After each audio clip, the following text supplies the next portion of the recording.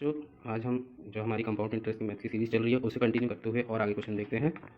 So first question है अपना, a sum of rupees 200 is invested at 10% per annum compound interest compounded annually for 1.5 years. So how much interest will be received after 1.5 year. तो इसमें क्या पूछा है कि जो 200 रुपये की राशि है उसको 1.5 साल के लिए 10% चक्रवृद्धि ब्याज पर निवेश किया जाता है, तो आपको 1.5 साल बाद कितना ब्याज मिलेगा। तो ये तो बहुत ही ईजी क्वेश्चन है। तो ये कैसे करेंगे? सिंपल, 10% का आपको पता है, मैं 2 दिन से बता ही रहा हूँ कैसे निकालते हैं। 10% का फ्रैक्शन वैल्यू क्या होती है आपकी? 1/, 10% की फ्रैक्शन वैल्यू क्या होती है? 1/10।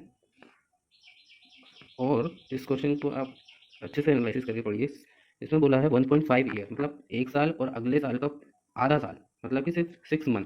पूरे 2 साल नहीं हो रहे हैं, ये 1.5 साल हो रहे हैं। इसका मतलब आपका जो रेट होगा फर्स्ट ईयर के लिए तो 10 रहेगा, लेकिन सेकेंड ईयर के लिए हाफ हो जाएगा। काय का हाफ हो जाएगा? जो यहाँ पे 10% दिया हुआ है, तो ये कितना हो जाएगा? 5% हो जाएगा नेक्स्ट ईयर के लिए। तो फर्स्ट ईयर के लिए होगा 10%, तो 10 से 11, और सेकेंड ईयर के लिए 5%। 5% की आपको फ्रैक्शन वैल्यू पता होगी, 1/20 होती है। 5% की आपको फ्रैक्शन वैल्यू पता होगी, कैसे निकालिए? 5/100 आप काटेंगे, डिवाइड करेंगे तो कितना आएगा? 1/20।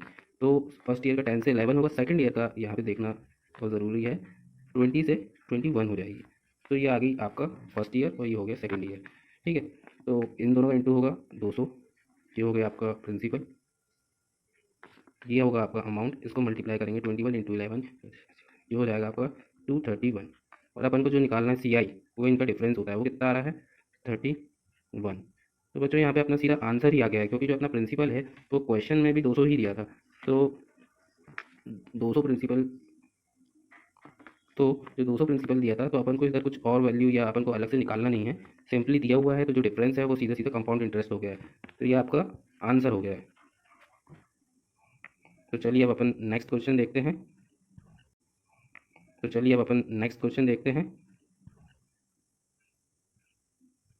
नेक्स्ट क्वेश्चन में है, a sum of rupees 2000 is invested at 10% per annum compound interest compounded annually for 2.5 years. How much interest will be receive after 2.5 year. ये पहले वाला ही जैसा क्वेश्चन था, सेम वैसा ही क्वेश्चन है। आप पॉज करके इसको करके देखिए। तो इसका सॉल्यूशन करते हैं। इसमें सम दिया हुआ है 2000 रुपीज़ और रेट दिया है 10%। मेन यहाँ पे रेट का ही, तो और यहाँ पे परसेंटेज दिया है 10%। मेन यहाँ पे रेट से ही आपको खेलना है।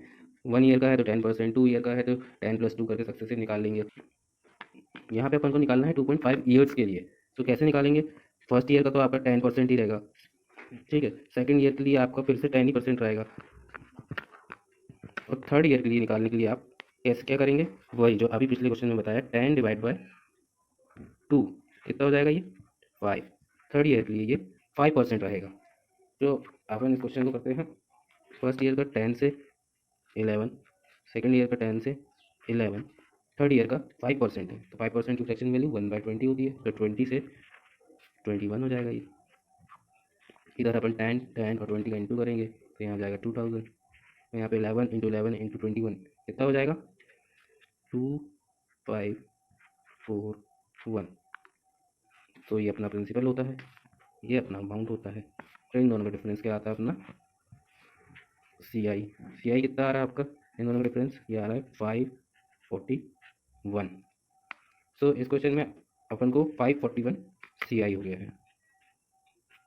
तो बच्चों अपना नेक्स्ट क्वेश्चन, थोड़ा सा मैंने लेवल बढ़ाया है, थोड़ा क्या बहुत ही ज़्यादा लेवल बढ़ा दिया है, क्योंकि आपको बेसिक अभी हमने 2 से 3 वीडियो में आपको बेसिक क्लियर भी किया है कई चीज़ों का, कैसे परसेंटेज चेंज करना है, कैसे आपको परसेंटेज को रेशो में कन्वर्ट करना है। तो उन्हीं सब बेसिस पे आपको ये क्वेश्चन बनेगा, आप डायरेक्ट ये क्वेश्चन नहीं कर पाएंगे।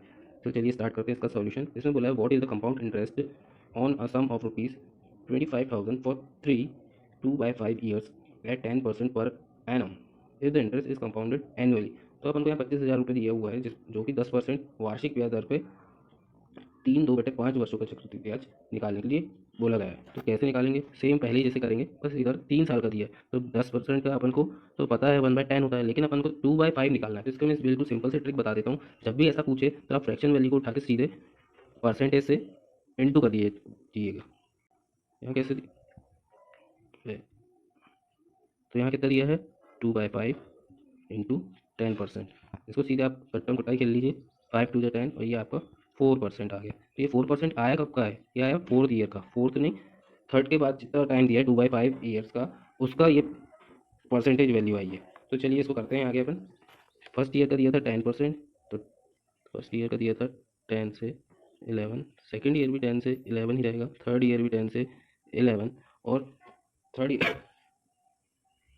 थर्ड ईयर का आया था 4%। 4% की फ्रैक्शन वैल्यू क्या होती है, 4/10 करके आप निकाल लीजिएगा, तो जो होती है ये निकल के आती है 1/25। तो यहाँ कितना हो जाएगा, 25 से 1 26। तो यहाँ तो इजली ये इंटू हो जाएगा, 10 इंटू 10 इंटू 10 और इंटू 25, तो हो जाएगा 25000, ये हो गया 25,000। और यहाँ जब आप करेंगे तो 11 का मल्टीपल करना बहुत ईजी होता है। चलिए मैं आज आपको 11 का मल्टीपल करना बता ही देता हूँ। जैसे 11 को किसी भी चीज़ से मल्टीपल करना है, उसके लिए आप कुछ नहीं, जैसे मैंने लिया 25, कुछ नहीं करिएगा, जैसे 5 है, 5 को एज इट इज़ लिख दीजिए।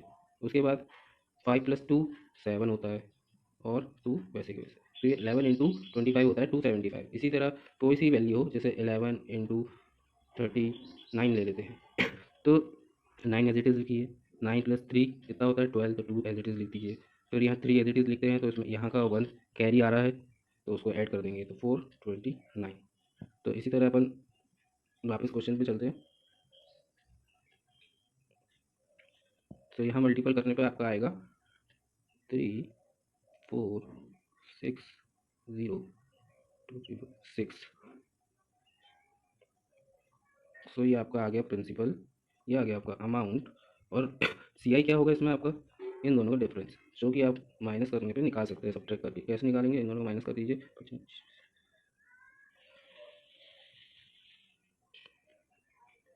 तो इसका सब्ट्रैक्शन पे आ रहा है 9606।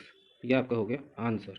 सीधे यहाँ पे भी आपने देखा होगा क्वेश्चन में 25,000 रुपये यहाँ पे सीधा प्रिंसिपल दिया हुआ था, इसलिए अपन को कोई भी यूनिट से रुपीज़ में चेंज करने की जरूरत नहीं पड़ी है, और जो यहाँ का डिफरेंस आया वो सीधा यहाँ पे सी आई आ गया है। तो ये इसका हो गया आंसर। Thank you. आपको हमारे कॉन्सेप्ट समझ आ रहे हों, पसंद आ रहे हों, तो हमारे AI स्टडीज़ चैनल को सब्सक्राइब करें, लाइक करें एंड शेयर करें। Thank you.